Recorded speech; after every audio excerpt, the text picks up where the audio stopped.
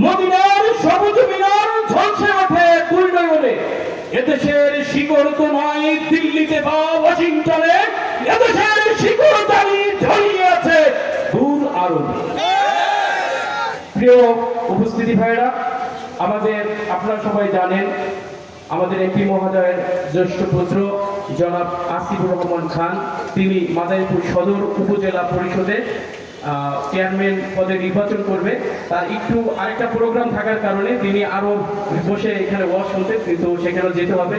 এখানে আপনার শিডিউল দেওয়া আছে, কাজে এখন আপনাদের সামনে তিনি দোয়া নিতে আসছেন। এখন আপনাদের সামনে দোয়া প্রার্থনা করবেন জনাব মোহাম্মদ আসিফুর রহমান খান। আসসালামু আলাইকুম, সবাই ভালো আছেন? উপস্থিত আছেন আজকের প্রধান বক্তা, প্রধান অতিথি জনাব ফজলুল করিম রেজাউল করিম সাহেব।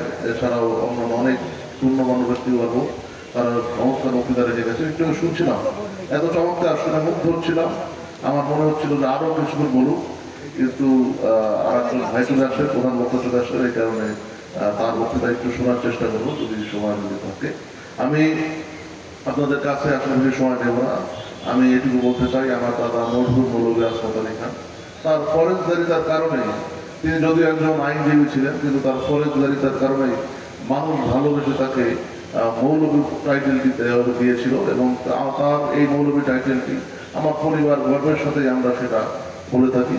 এবং এর পূর্বে তিনি এমপি ছিলেন বা এগুলো আমরা কোনো কিছুই যতটা গর্বের সাথে বলি, তার থেকে বেশি গর্বের সাথে বলি তার নামে যে মৌলভী টাইটেল দিয়ে আছে, এবং সেটা এখনো আমরা সেটা ব্যবহার করে আসছি। এছাড়াও আপনারা জানেন আমাদের এই মাদারীপুরে 200 বছরের কলঙ্ক, যিনি নিষিদ্ধ পল্লী ছিল, সেখানে এখানে জাহিদুল ইসলাম দায়িত্বটাও আছেন, তিনি সহ এখানে আপনাদের আলিম ওলামাগণ এবং আমার পিতা জনাব শাহজাহান খান, তারা সবাই মিলে এই নিষিদ্ধ পল্লীটি কিন্তু সবাই মিলে মাদারীপুরের জনগণ তাদের কলঙ্ক তারা কিন্তু দূর করেছিল। এর প্রধান কারণ হচ্ছে আমাদের এই মাদারীপুর আসলে আমরা ইসলামকে ভালোবাসি, আল্লাহকে ভালোবাসি, আমাদের নবী সাল্লাল্লাহু আলাইহি ওয়াসাল্লামের পথ আমরা ফলো করে আসছি। এই কারণেই কিন্তু আমরা এই বিশুদ্ধপল্লী থেকে 200 বছরের কলঙ্ক আমরা সেটা থেকে বেরিয়ে আসতে পেরেছি। অজস্র পরিবার আজ তাদের পিতা, তাদের সন্তান, তারা কিন্তু এখন সঠিক পথে এসেছে, যেহেতু বিশুদ্ধ পল্লীতে শুধুমাত্র অপকর্মই হতো না, সেখানে অনেক মাদক দ্রব্যেরও ব্যবহার ছিল।